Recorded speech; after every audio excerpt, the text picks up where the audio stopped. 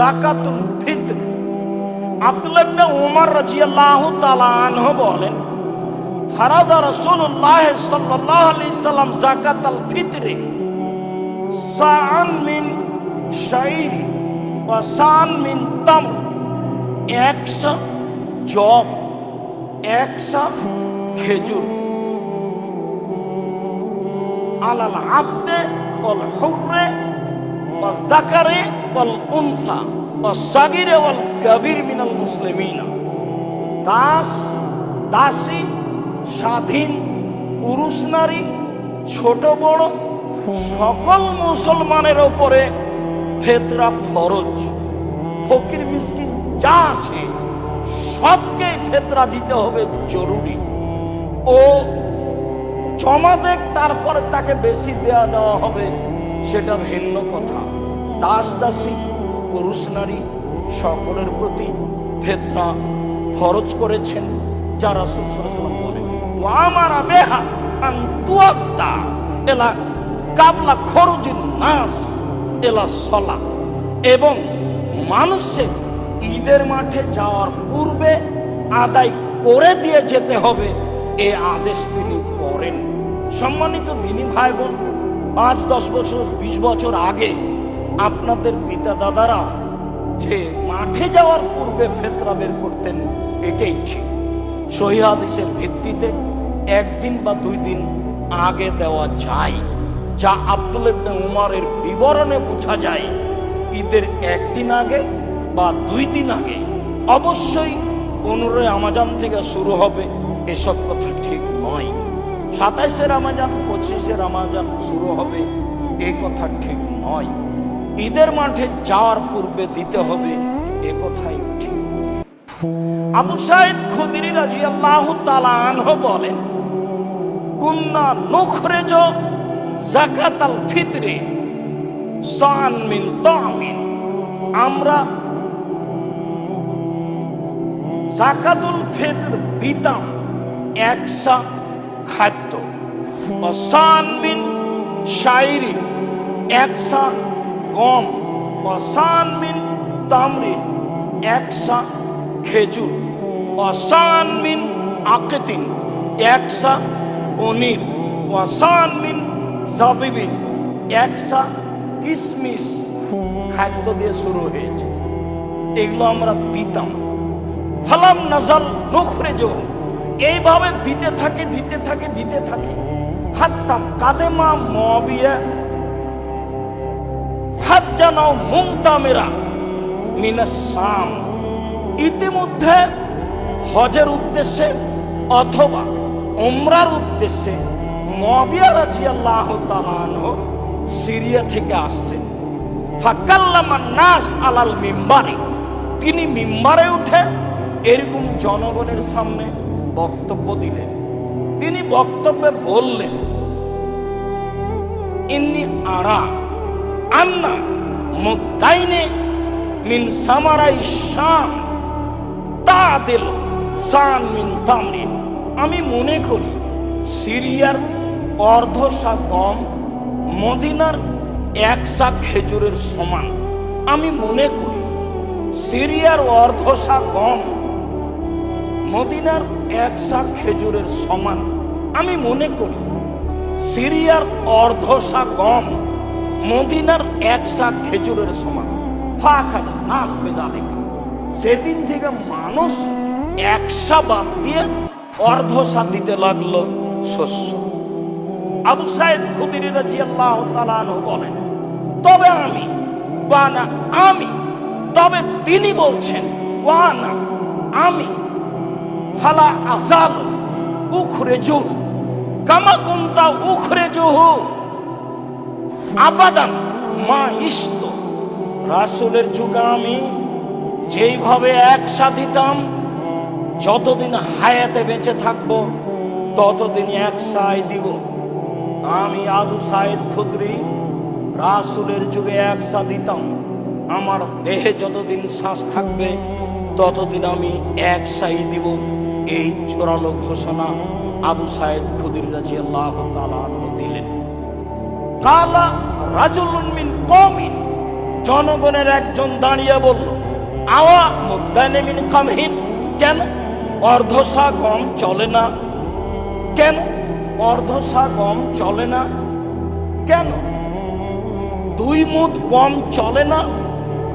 তিনি বললেন, লা, চলে না।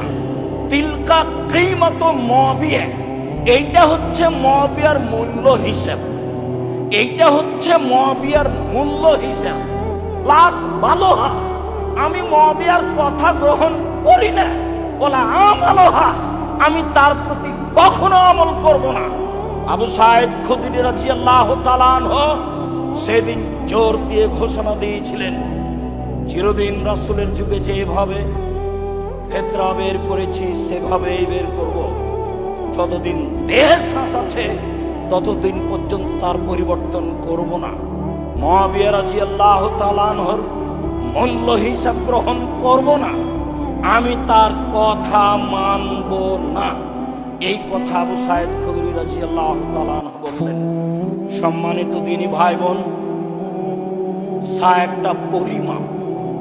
মদিনা থেকে যদি একটা সা কিনে নিয়ে আসেন এখন, দিয়ে বাংলাদেশে চাউল মাপেন, তাহলে সা আনে অনিষ্প সা 2.5 কেজি হবে। মানে কিলানে ও কিলো, ইসলানে কিলো অনিষ্প কিলো, 2 কিলো এবং হাফ কিলো 2.5 কেজি হবে ধরবে।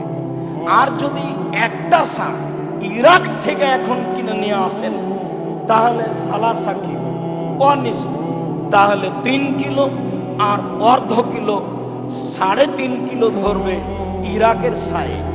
তাহলে 3.5 কিলোর অর্ধেক হচ্ছে 2.25 কিলো। 2.25 কিলোর মূল্য যা, তাই হলো ফিতরা।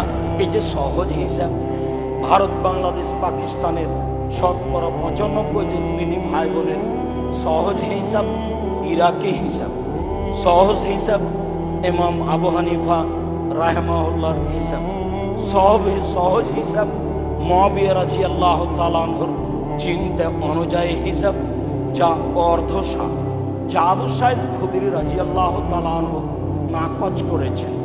আমরা রাসূলের যুগের সায়ের প্রতি আমল করত, রাসূলের সুন্নাতের প্রতি আমল করত।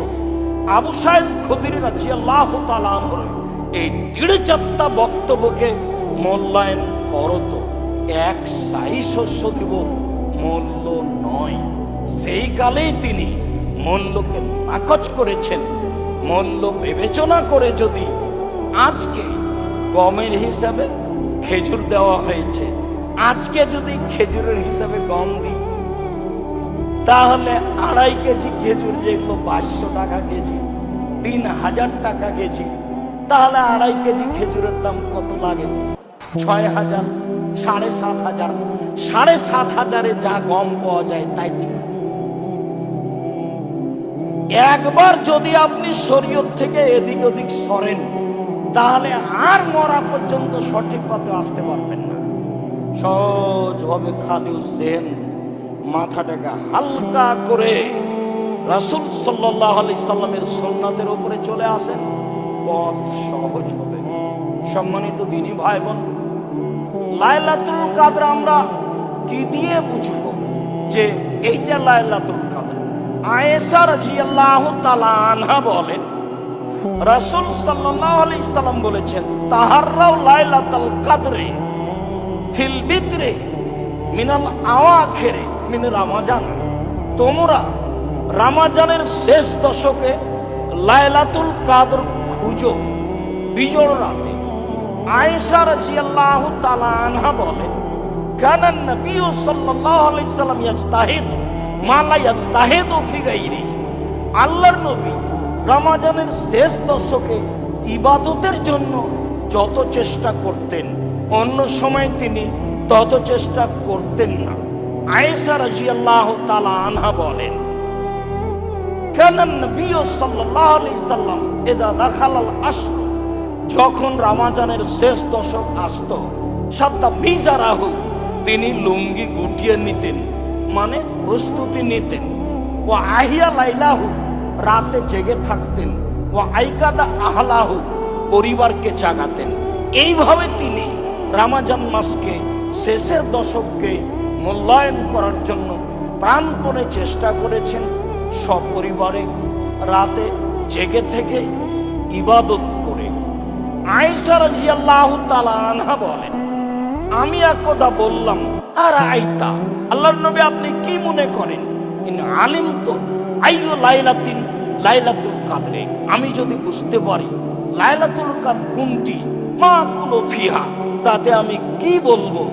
তখন আল্লাহর নবী বললেন, কুলি, তখন তুমি বলবে, আল্লাহুম্মা ইন্নাকা আফুবুন তুহিব্বুল আফওয়া ফাফু আন্নি, হে আল্লাহ তুমি ক্ষমাশীল, ক্ষমাকে ভালোবাসো, আমাকে ক্ষমা করো। যেহেতু তুমি ক্ষমাশীল, ক্ষমাকে ভালোবাসো, তো আমাকে ক্ষমা করো, আমিও ক্ষমা চাচ্ছি। এই দোয়া পড়বে, অতীব গুরুত্বপূর্ণ। সম্মানিত দ্বীনী ভাই, আমরা লাইলাতুল কাদর বুঝবো কিভাবে?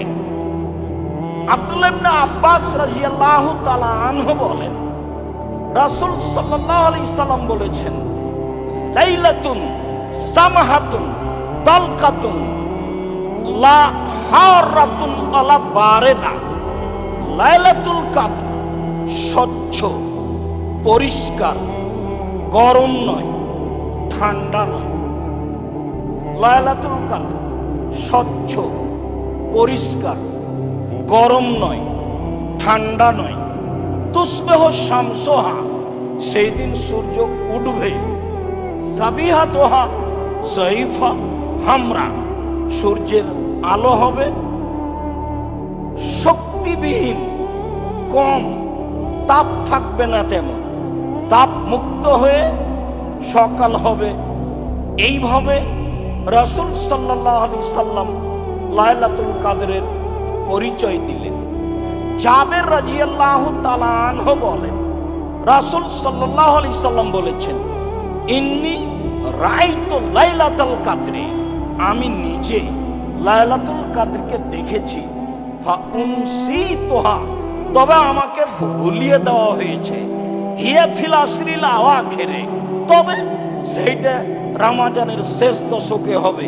লায়ালিহা, শেষ দশকের রাতে হবে, তবে সেটা শেষ দশকে রাতে হবে। লাইলাতুন তালকাতুন, লাইলাতুন তালকাতুন, রাত হবে স্বচ্ছ, পরিষ্কার, মর্যাদাপূর্ণ। কান্না ফিহা কামারান, মনে হবে যেন চন্দ্র উঠেছে, ঝকঝক হয়ে পরিষ্কার হয়ে আছে। লা ইয়াখরুজু শায়তানুহা হাত্তা হাত্তা এদাও ফাজরুহা,